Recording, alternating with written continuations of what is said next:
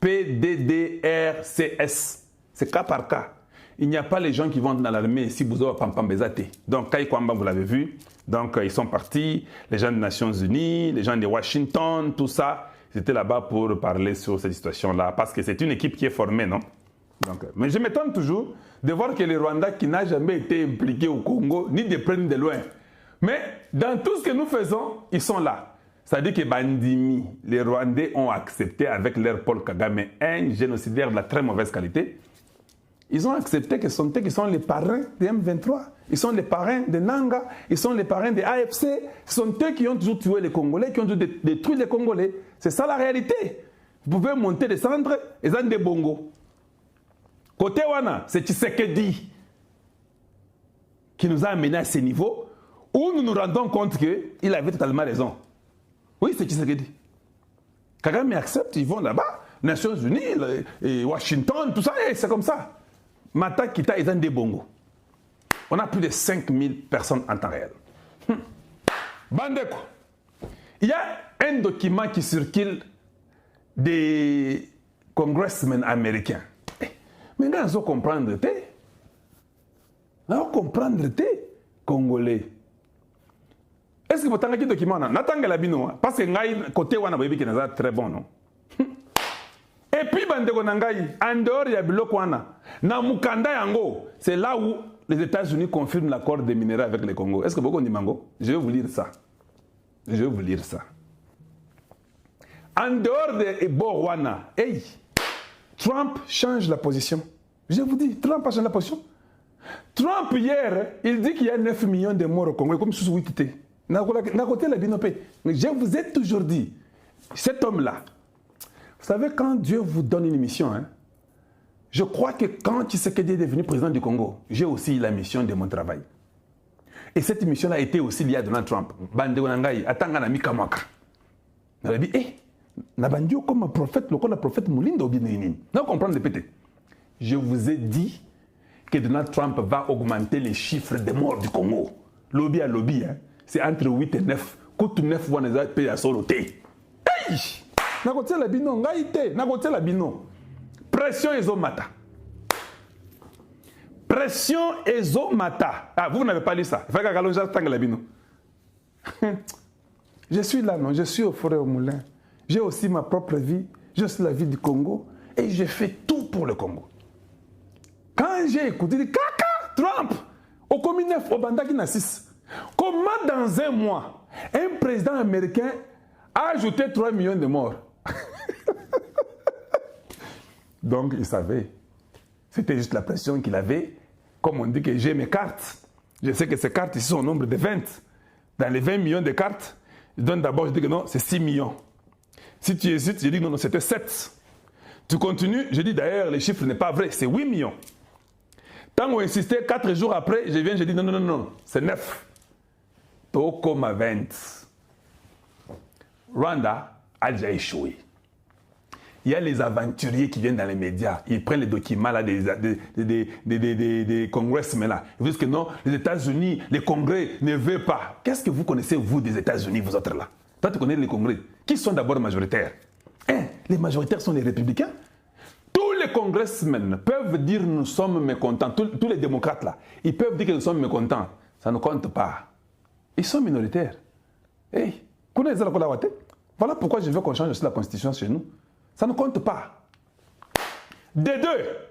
Tant qu'on a vendu,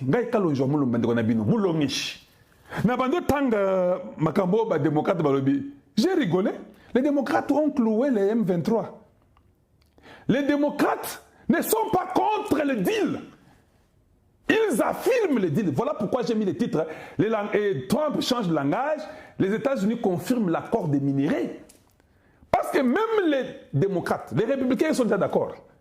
Même les démocrates qui doutent que vos étrangers du Congo, là, qui sont en train de les manipuler pour les aider, même eux, ils savent que la sécurité des États-Unis a besoin de minéraux. Là, ils ne sont pas contre avec Donald Trump. Ils savent que nous avons besoin des minéraux du Congo. Parce que nous devons être toujours puissants. Ils ne sont pas contre ça.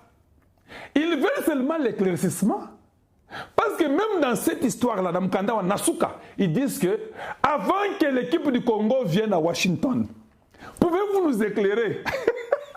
C'est-à-dire qu'ils savent que l'équipe du Congo arrive à Washington. Ils savent que les États-Unis feront les deals avec le Congo. Ils veulent seulement l'éclaircissement. Ils n'ont pas dit nous refusons l'accord. Non, ils n'ont pas dit ça.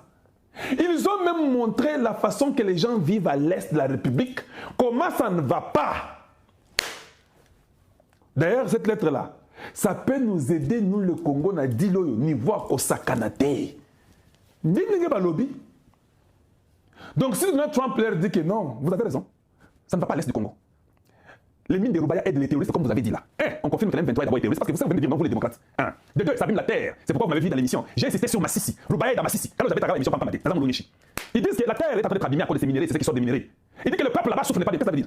Ils disent que dans ces deals là, il faut tous avoir des décisions à Kafou pour restaurer la paix dans cette région-là du Congo. C'est ça que ça veut dire la lettre. Qui sont ces troubadours qui viennent vous dire que cette lettre-ci, les congressmen américains ne sont pas d'accord de dire autant de au moins quand vous ramassez les diplômes. Ou bien quand tu fais l'anglais qu'on appelle les leaders des Young Leaders School, English for Africa. C'est ça le problème. Quand tu fais les English for Africa, des Young Leaders School, tu comprends qu'ils ont refusé le deal. Tu as compris? Or, toi, tu as beaucoup de diplômes que les autres. Tu en as beaucoup, non? Tu vois comment tu as pas voté?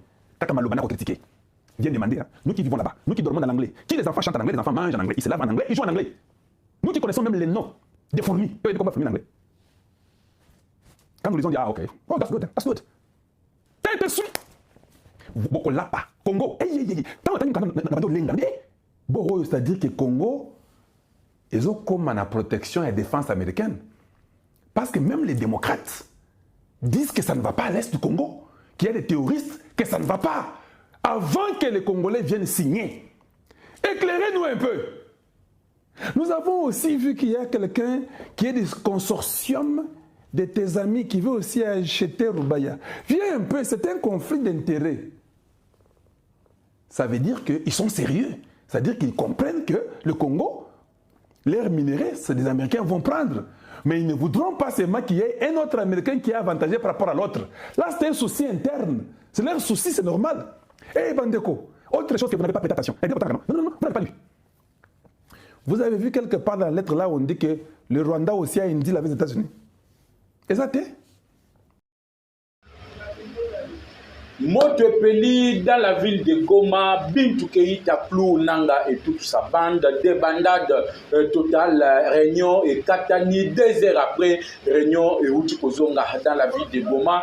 Pourquoi il y a eu Bokobo Yakoyokana dans la première partie de la réunion? Le message fort des Nations Unies et aussi des États-Unis qui vient de parvenir dans Matoyi Yananga Yemoko parce que Namilito Nalikoye Bisabino, Bakatarien Bazali convoqué aux États-Unis pour rencontrer le secrétaire d'État américain aux affaires étrangères. Qu'est-ce qui se passe du côté de Kikaya Bin Karoubi qui a amené une lettre de faux chefs coutumiers rwandais qui ont été récemment installés dans la partie sous occupation de la rébellion du M23. À niveau, il y a administration Trump pour annuler le deal entre la République démocratique du Congo et les États-Unis d'Amérique et aussi Kagame entre la vie et la mort. Qu'est-ce qui est arrivé à Kagame après message Oyekomelie Nanzela, il y a ministre Affaires étrangères Naé qui avait déjà jeté l'éponge. Je serai retrouvé au courant de ces numéros de décryptage de l'actualité politique. Naé Bisakibino que Botika Bango Bakende Bakozala bloqué quelque part. Laissez-les aller, ils seront bloqués quelque part. Ne sont-ils pas bloqués quelque part? Bayimboka Congo. Toi Bisakibino que bon s'abonner massivement na chaîne Nabino, il y a des pères et des mères Poite Awa, vous allez kozwa information en gros et en détail. La situation reste catastrophique pour Vital Kamerhe. Kamerhe ninyali kokomelaye na deuxième partie Tokobeta Lisolo Vital Kamerhe qui vient d'interpeller Jean-Pierre Bemba qui a affirmé na Tozali Kobenga Bayimboka Congo, Top Congo pour dire qu'il y a eu un coup d'état qui a été préparé. Le coup d'état a été préparé par l'église catholique, Joseph Kabila, Paul Kagame, Yoweri Kaguta Museveni et le président Emmanuel Macron. Et comme il l'a dévoilé, le plan Vital Kamerhe l'invite dans le niveau de l'Assemblée nationale pour qu'il puisse être interpellé par le député national. Et on va vous dire que le remplaçant, il y a autre Kobenga suppléant. Il y a ministre à Père, Nakombo Alexis Gizaro, les Ali Moïse Nyarugabo, l'actuel directeur des cabinets, il y a Joseph Kabila qui est bloqué aux États-Unis au même moment où je suis en train de vous parler. Mais pourquoi Kamere ne s'attaque pas à Moïse Nyarugabo, député national qui parle au nom de Kabila, qui est en train de circuler librement comme député national, ayant le passeport diplomatique congolais, mais pourquoi Kamere s'attaque à Jean-Pierre Bemba? Voilà le sujet qu'on va essayer de parler avec vous au courant de ces numéros de décryptage de l'actualité politico-sécuritaire. Naliko Senga Binonyo sont partout, Bozwami, Yako aimer vidéo, Yako partager émission, Yako s'abonner, s'abonner massivement sur votre chaîne de Tata et de Mama, parce que Awa, les abisika ou bokozwa actualité en gros fait en détail. Bayimbo Kakongo. Avant na bande émission, nalingi na yo baba Imboka. À l'est de la RDC na minute yo moto zali kopela entre Bintou Keïta et Corneille Nangaa. Point de presse linga qui Salem. La réunion a été coupée. Bakati réunion. Et réunion bandika boye message à Nations Unies et quoi yeli nanga na mato inanga lobi e yimutu e bandi osala passe tokata na nous réunion. Basakanaga. Tebisaki bango que lelo la République démocratique du Congo eza makambu ya 1997 te, eza makambu ya 2009 te, eza makambu ya 2013 te, baleli te. Nanga lobi te tokata na nous réunion. Il faut na benga Kagame, il faut na benga Kabila, abenga Kagame boye Kagame lobi je suis malade, j'ai le cancer du cerveau, je suis hospitalisé en Allemagne na Berlin. Tebisaki bango un jour boko banda obenga na la téléphone boza koyoka la dissocié. Pendant 2 heures du temps, la réunion a été interrompue. Réunion est où tu kozonga, tozos de la point de presse. Mais avant point de presse, il y a communicateur de la République à lobby. Il faut na solo lana ba Imboka. Ba Imboka il faut ba yeba. Message zanine. Bintou Keïta yebisi bango. Pas de brassage, pas de mixage, pas d'amnistie. Ba Rwandais ba komi kokeni. Natali Sibino ba image ya comment na ba parti mususu ya mboka bazana kati ya kobima bazaba militaire bazana kati ya kobima bazali ko accentuer na Goma pote babimela du côté ya Petit Barrière bazonga ti na kati ya Rwanda na lobaki na bino awo masolo eza na kati ya ko changer bana mboka Congo lelo ba ebisi kaka nanga na ba groupe na ye ke ndenge ezali boye brassage ezate mixage ezate amnistie ezate boko ebisanga communicateur loba na lingala tozoyo kate amnistie ezanini donc kolimbisa mutu na ba crime oyo ye asali na est ezalité chacun doit payer na musala oyo ye asala soki obomaki il faut le peine de mort ezali exécuter nanga lobi te ba imboka na lobaki na bino na 13h que le secrétaire d'État américain lorsqu'il a pris parole le lobby, il a dit quoi? Il y a quelque chose que Bango américain il faut passer. L'accord sera signé soit na mois ya juin, soit na mois de juillet. Parce que baboyi kokende na makambu milai ndenge Kagame alinga komisango milai wana. Malade ya Kagame lelo akimi aken Allemagne, j'ai le cancer de cerveau, je peux mourir. Boye na boyeza lokuta kalumiana nous savons le plan. Toyebi ba tutsi bazaba risé. Lelo bokutani na ba congolais le plus risé que vous. D'ailleurs joyeux anniversaire na tata mokonzi yiko. Bisika ozali na kolwezi na kati ya osala musala mboka. Topesi yo mbotama yelamu. Félix Antoine Tshisekedi Tshilombo. Parce qu'aujourd'hui, les gens sont en train de se rendre compte que Fathi Azali Moïse, le libérateur du Congo, il est en train de nous libérer. Na boumbo yo biso moko na nutobandaki konyonga. Tozole la matin midi soir. Tokobima na boumbo yo ndengeni.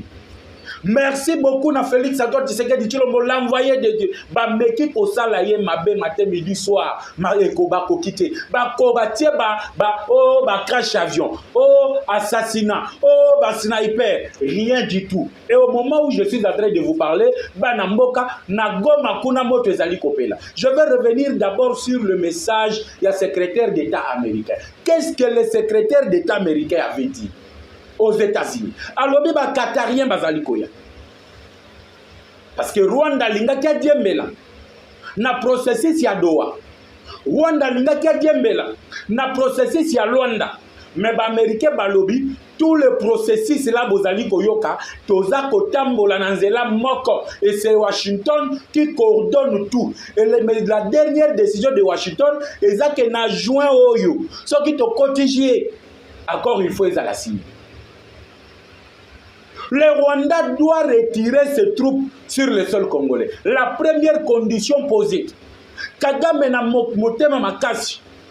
Mbanga makasi azolo banini non soki biso to se retirer donc tu sais qu'il faut lever l'état de siège batuniye mutuna lever ya état de siège ezali sur le sol congolais to ezali sur le sol rwandais. Or la gestion ya ba province na biso ezali kotala oyo makambo ya Rwanda te bango balobi non parce que le Nord Kivu est déjà conquis, mais le Nord Kivu est conquis pas dans son entièreté et puis no bokoki koya kopesa ba donc bozo pesa mitindo oyo ya bino pour que batu bayoke la bino. Non, le Congo doit gérer le Congo na lolenge na bango moko. C'est un problème congolais. Makambo na ya état de siège balongola ezalité. Premier échec.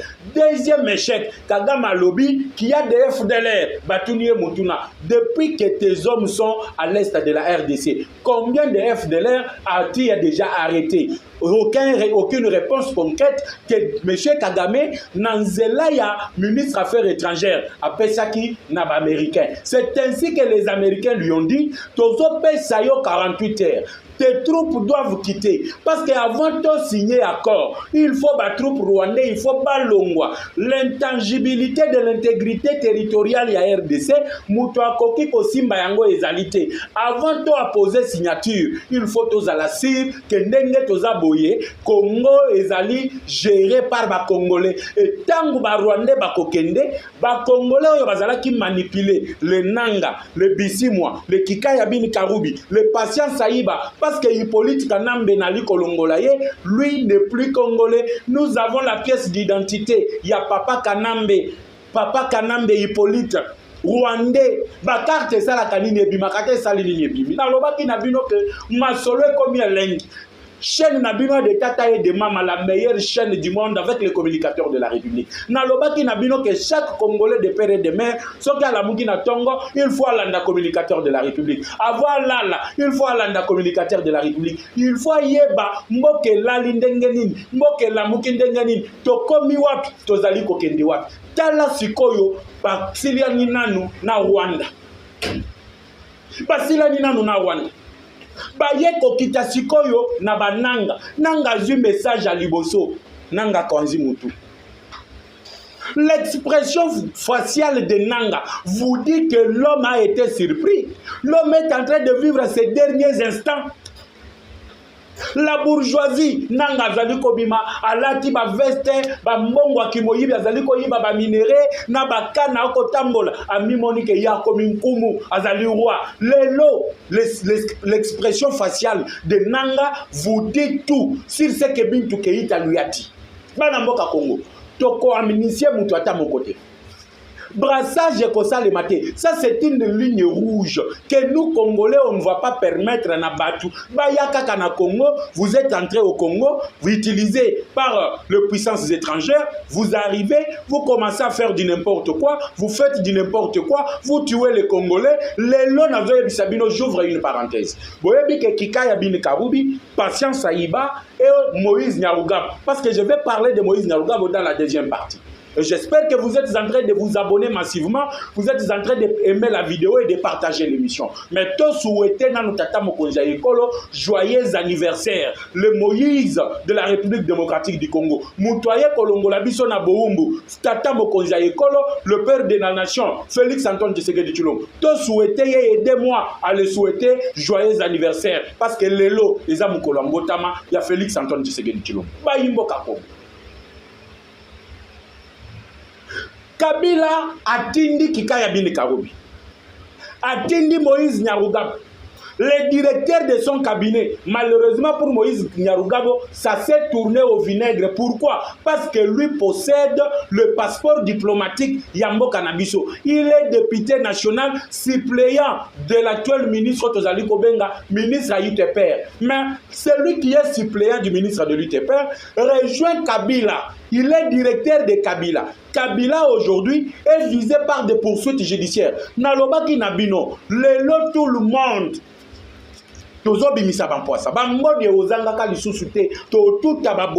Chacun doit prendre sa responsabilité. Monsieur Vital Kamerhe,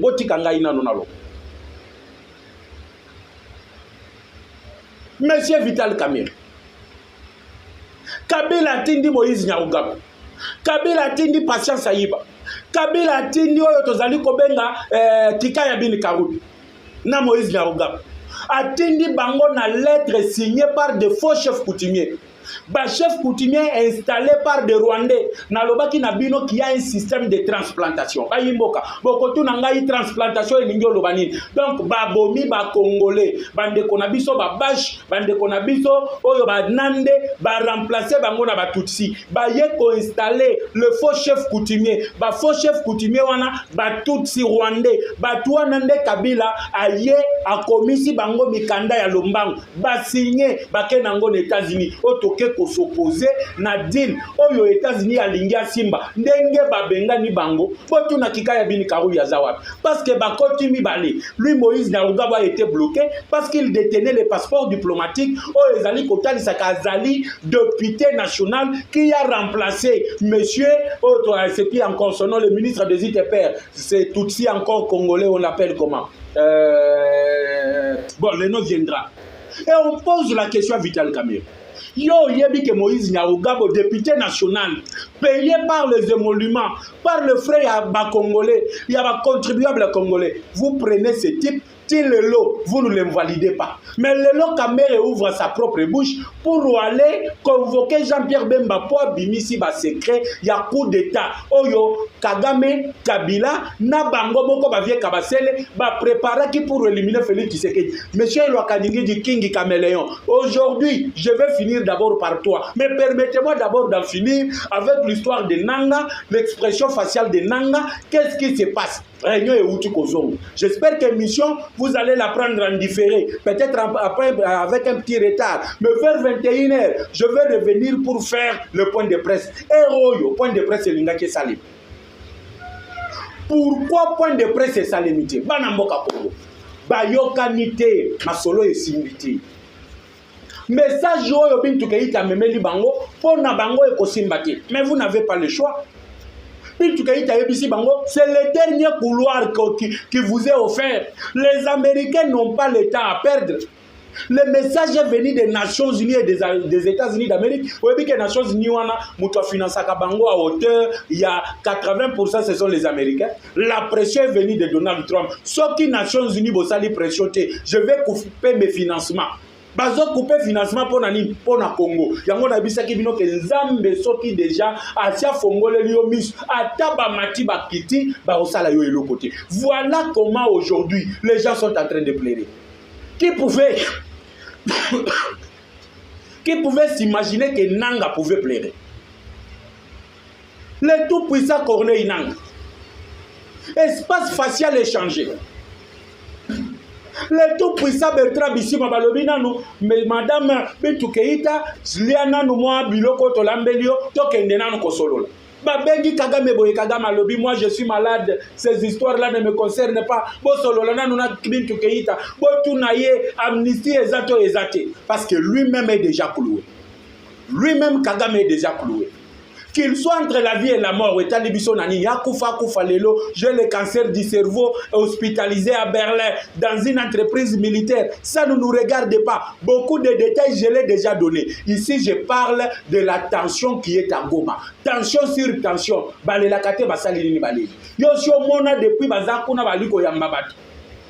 Réunion et côté à Katani, 2 heures après réunion ils ont.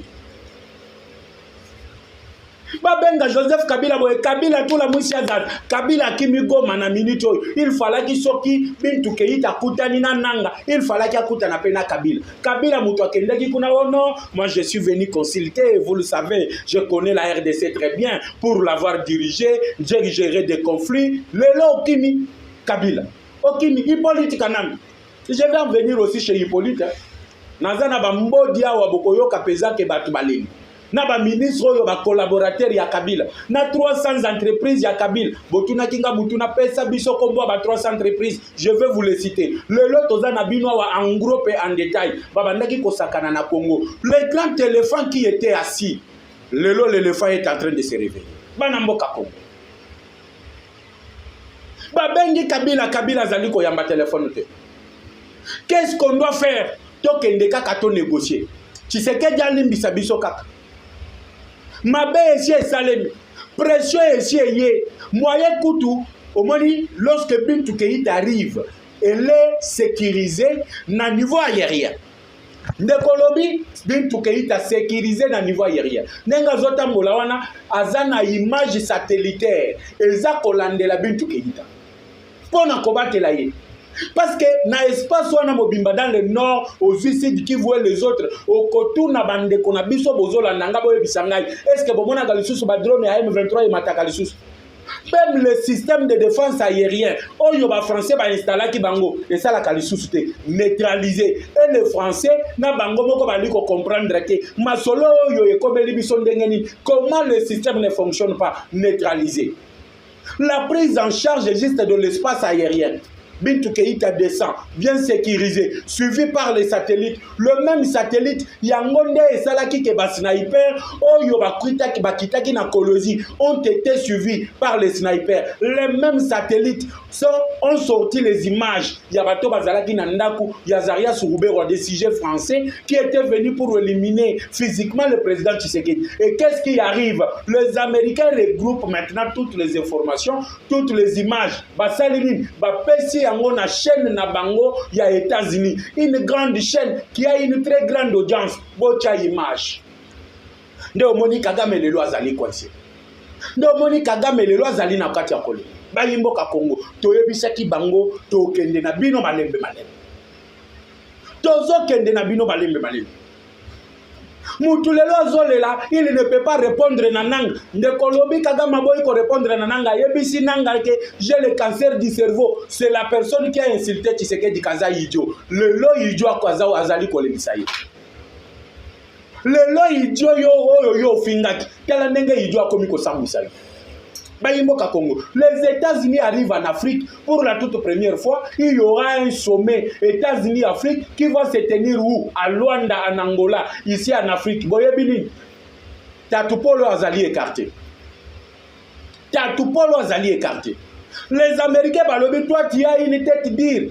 Olobi oza mutu makasi. Bakatina nos relations diplomatiques. Relations diplomatiques, il y a des collaborations bilatéraux plutôt. Bilatérales. Bakatina nous yam.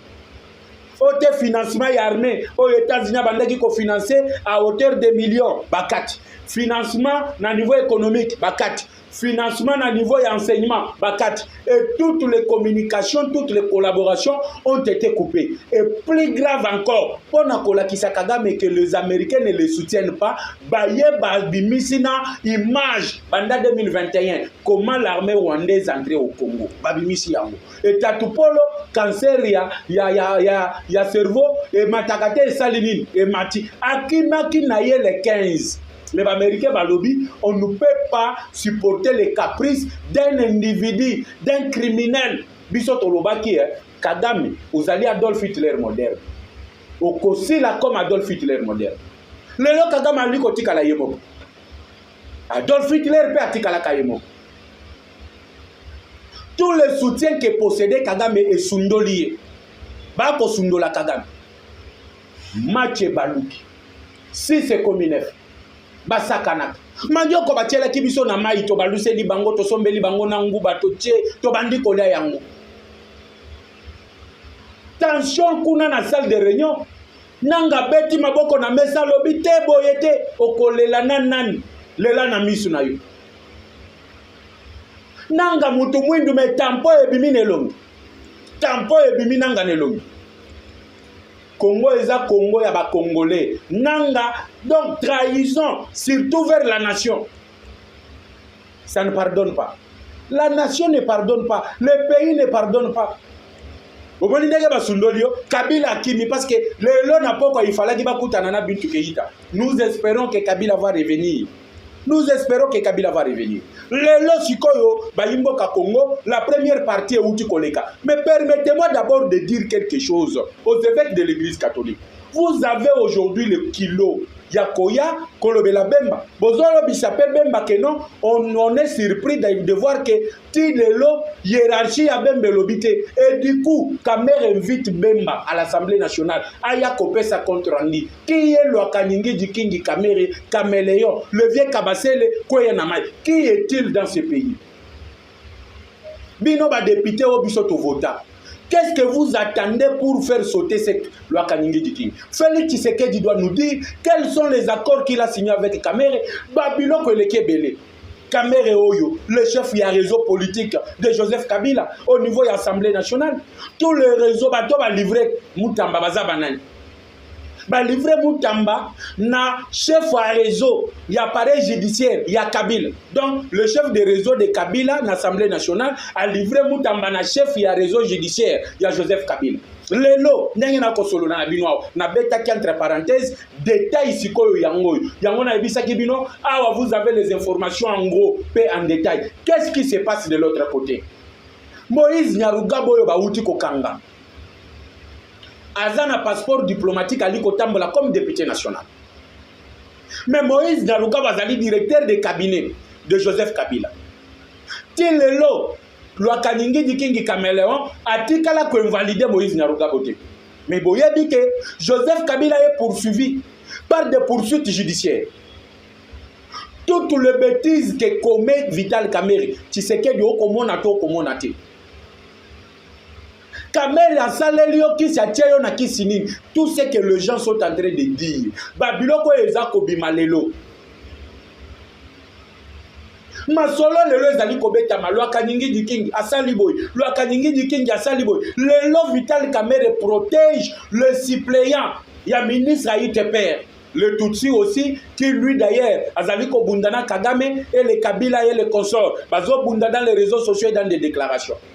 Mais suppléant Naye, c'est Moïse Nyarugabo. Lui-même, le ministre devait déclarer que son suppléant, comme il a rejoint la rébellion, il devrait être quitté le poste. Mais pourquoi il ne l'a pas dit? Mais Kamere Lelo, il vient s'attaquer à Jean-Pierre Bemba. Pour Bemba a dévoilé coup d'État au Bango va préparer. Bayimboka Congo. Bemba lobby clair et qui ne le sait pas. Parce que je l'ai toujours dit. Je l'avais dit avant Bemba. Et j'étais l'homme le plus erré. Naïbi Sakabino que nous sommes tous des communicateurs. Mais nous n'avons pas la même source d'information. Il y a eu une réunion qui s'est tenue à Nairobi, là où il y avait Kagame, Kakuta Museveni, Denis Sassou Nguesso, Joseph Kabila, Emmanuel Macron, Cardinal Lambongo et certains évêques. L'objectif c'était quoi? Éliminer physiquement Félix Tshisekedi. Et pourquoi il voulait éliminer physiquement Félix Tshisekedi? Parce que c'est le Bango. Conglomérat na bango na uti kotangela bino Tshisekedi azali ko mettre bango en péril. Leur deal oyo bayokanaki les Français lelo batikala kaka dans la région des Grands Lacs parce que en Afrique de l'Ouest ba bengana bango nyonso ezala na Mali, Burkina, Niger na bamboka wana mususu ils ont été boutés dehors. Maintenant les intérêts français ezali focalisés na niveau ya région des Grands Lacs. C'est ainsi que j'avais lancé l'appel na bana mboka Congo yakobo côté Kobenga, intérêt à ba français. Les entreprises comme Total, les entreprises comme Orange, les entreprises comme Canal+, tout ce qui a lien plutôt avec la France, il faut couper les ponts. Voire même la francophonie, il faut Tolongwawana. Qu'est-ce que vous pouvez nous dire? Nous sommes le plus grand pays francophone au niveau de l'Afrique et deuxième dans le monde. Mais on prend le secrétariat, il y a francophonie, un pays qui parle l'anglais. Ça, c'était déjà quelque chose qui présageait déjà que Rwanda, France, Babanda qui collaborer et le Komoko. Et le seul soutien qu'a Kagame, c'est Emmanuel Macron. Et maintenant pour revenir, aujourd'hui, évêque à l'église catholique, nous sommes en train de chercher la sortie honorable pour l'actuel président. Le président qui est élu par le peuple, il a un mandat. Tu sais que Diazan a un mandat.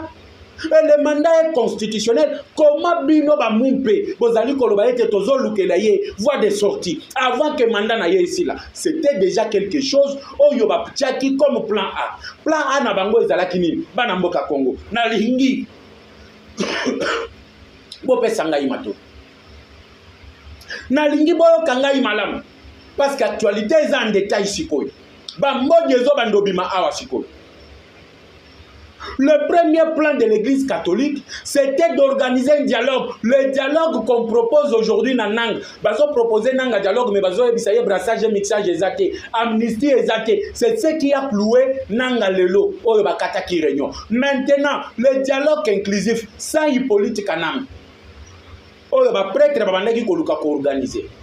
Bango bazo bengango pacte social. Pacte social ya bandoki. Soki batu bazali na mémoire te. L'église catholique n'a jamais été du peuple, aux côtés du peuple congolais.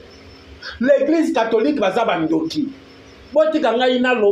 Je ne parle pas de tous les chrétiens catholiques, je parle de prêtres de l'église catholique. Batikala jamais Kozala pour le peuple congolais. Cette église a été toujours contre la population. Il banda époque coloniale. Vous savez l'histoire, je n'ai pas le temps de revenir là-dessus.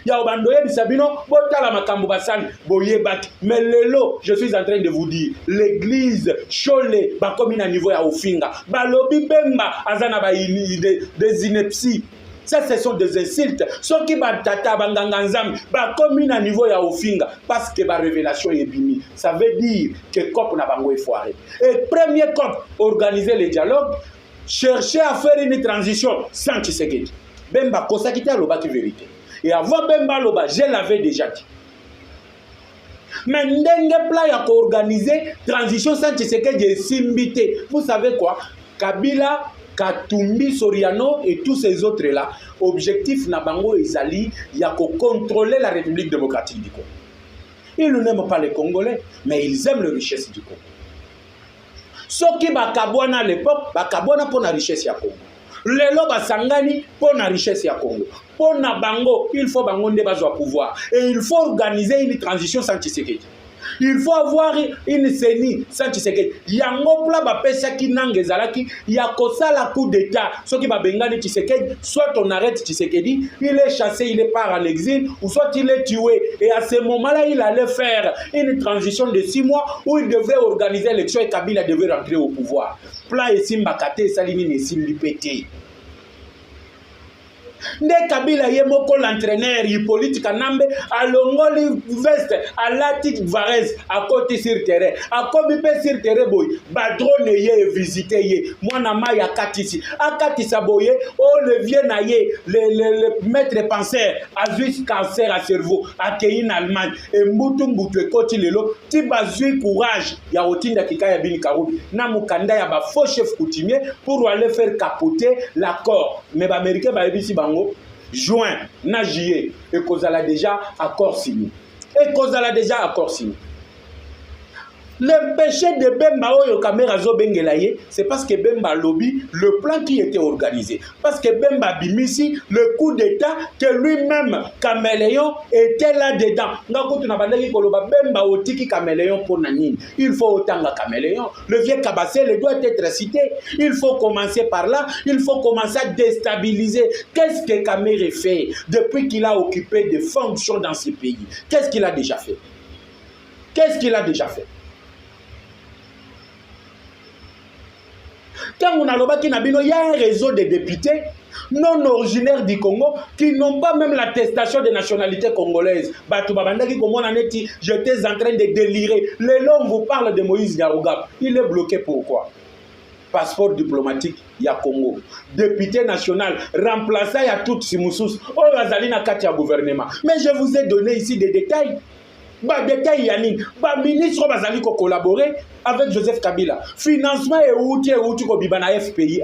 Grâce à Maman Judith Tuluka, Miss Makas, moi je suis azali ko remettre le gouvernement, azali ko remettre le Congo na ora nango. Judith Soumine a bloqué transaction, il y a 7 milliards, il y a financement, il y a Joseph Kabila. Parce que tous les comptes, au total 54 comptes, dans des banques commerciaux, il y a Joseph Kabila, les qui déjà bloqués. J'en ai parlé plus que pendant une semaine. 300 entreprises, Soteski ou ya Kisangani, Babanda Yikoko Sabino, Kebakolo entreprise Bango, Zokande 90%, il y a Action, il y a Soteski, et Zali à Joseph Kabila. C'est cette entreprise que Wantoum Kabamb, ministre de l'Industrie, il a ordonné au Fonds pour la promotion de l'industrie de financer cette entreprise.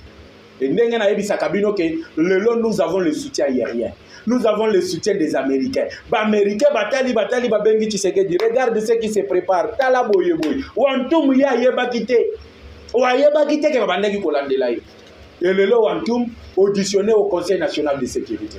Tala ndenge banyangala kata bazana kata kokoya. Tufurumu et bazali na kata kokoya.